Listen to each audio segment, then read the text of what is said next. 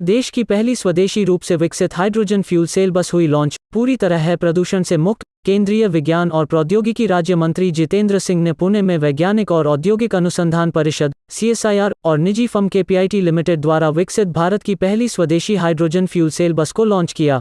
Report के मुताबिक fuel cell से चलने वाला यह बस बिजली पैदा करने के लिए हाइड्रोजन और हवा का उपयोग करता है, जिसका एकमात्र उत्सर्जन पानी है, जिससे यह संभवतः परिवहन का सबसे पर्यावरण अनुकूल साधन बन जाता है। लंबी दूरी के मार्गों पर चलने वाली एक डीजल बस आमतौर पर सालाना 100 टन कार्बन डाइऑक्साइड (CO2) का उत्सर्जन करती है और भारत में ऐसी 10 लाख से अधिक बसें हैं।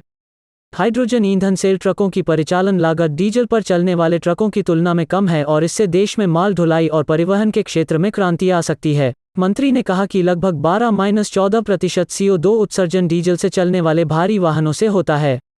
हाइड्रोजन फ्यूल सेल वाहन इस क्षेत्र में सड़क पर उत्सर्जन को खत्म करने के लिए उत्कृष्ट साधन प्रदान करते हैं। हाइड्रोजन फ्यूल सेल वाहन की तकनीक इलेक्ट्रिक वाहन से थोड़ी अलग है। इनमें बिजली के लिए उत्पादन के लिए बैटरी के जगह हाइड्रोजन फ्यूल सेल का इस्तेमाल किया जाता है। फ्यूल सेल हाइड्रोजन की टैंक होती है जिसे खत्म होने पर दोबारा भरा जा सकता है। फ्यूल सेल से निकलते हुए हाइड्रोजन एक चैम्बर में जाता है जहां ऑक्सीजन से प्रतिक्रिया करने के बाद बिजली उत्पन्न होती है और उत्सर्जन के तौर पर पानी निकलता है। इसी बिजली से वाहन में लगे इलेक्ट्रिक मोटर को ऊर्जा मिलती है। इस प्रक्रिया में कार्बन डाइऑक्साइड का उत्सर्जन, CO2 का उत्सर्जन शून्य होता है। इसे वैश्विक परिवर्तन के लिए अगली पीढ़ी का ईंधन माना जा रहा है। गहराई से देखें तो हाइड्रोजन फ्यूल सेल में ऊर्जा घनत्व काफ़ी अधिक होता है और इसे बैटरी से चलने वाले वाहनों की तुलना में बहुत तेज़ी से ईंधन दिया जा सकता है। फ्यूल सेल वाहनों को लंबी दूरी के प्रयोगों के लिए इस्तेमाल किया जा सकता। हाइड्रोजन फ्यूल सेल से चलने वाले कमर्शियल वाहन, वाणिज्यिक वाहन फुल टैंक हाइड्रोजन पर 500 किलोमीटर तक की दूरी तय कर सकते हैं। इस तकनीक ने दुनिया भर की सरकारों का ध्यान आकर्षित किया है।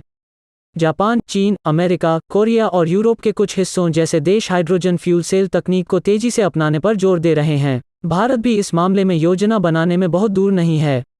केंद्र सरकार ने भविष्य में देश को ऊर्जा स्वतंत्र बनाने के लिए और भारत को हरित हाइड्रोजन उत्पादन का वैश्विक केंद्र बनाने के लिए राष्ट्रीय हाइड्रोजन मिशन का ऐलान कर दिया है।